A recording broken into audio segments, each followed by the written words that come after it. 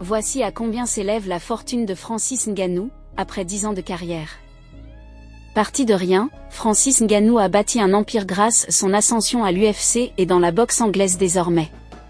Une success story qui a permis au Camerounais de remplir son compte en banque. Des mines de sable dans son village natal à Bassié jusqu'au sommet de l'UFC et de la boxe anglaise, Francis Ngannou aura connu une ascension exceptionnelle en l'espace de 10 ans.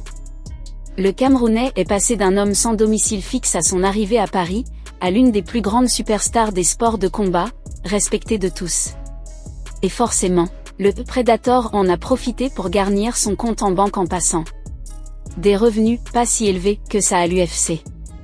S'il a été champion de l'UFC dans la catégorie poids lourd, Francis Ngannou a décidé de quitter l'organisation, ne se sentant pas assez bien traité et payé. Dans la grande ligue du MMA, l'athlète de 37 ans a réalisé 14 combats. Et comme le révèle le site MMA Salary, il a touché 3,7 millions de dollars pour l'ensemble de ses prestations dans l'octogone. Un montant colossal pour le commun des mortels, mais qui n'est pas grand-chose par rapport à ce que Ngannou rapportait à l'organisation qui reverse seulement 13% de ses revenus globaux à ses combattants. Son plus gros salaire, le natif de Bassié l'a touché en janvier 2022 grâce à son succès contre Cyril Gane.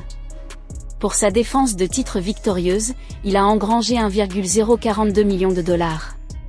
Bien loin de ce qu'il glanera plus tard dans la boxe. L'explosion avec la boxe anglaise. Si Francis Ngannou s'est sorti de la misère grâce au MMA et son ascension à l'UFC, c'est depuis son arrivée dans le ring qu'il a explosé au niveau financier. En affrontant Tyson Fury en octobre 2023, il a gagné 10 millions de dollars. Un salaire qui a littéralement doublé depuis son dernier combat en boxe anglaise face à Anthony Joshua, malgré l'énorme humiliation qu'il a subie. En effet, comme l'a révélé son manager Markel Martin au Sport Business Journal, il a gagné près de 20 millions de dollars pour l'occasion. Francis est l'homme le plus méchant de la planète et l'argent qu'il fait le reflète. Et le mieux dans tout ça, c'est qu'il le mérite amplement.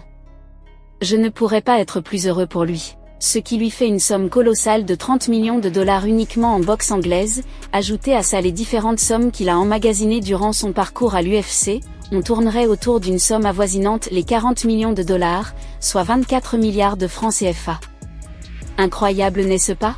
Pour rappel, Francis Ngannou est né le 5 septembre 1986 à Bassié, au Cameroun.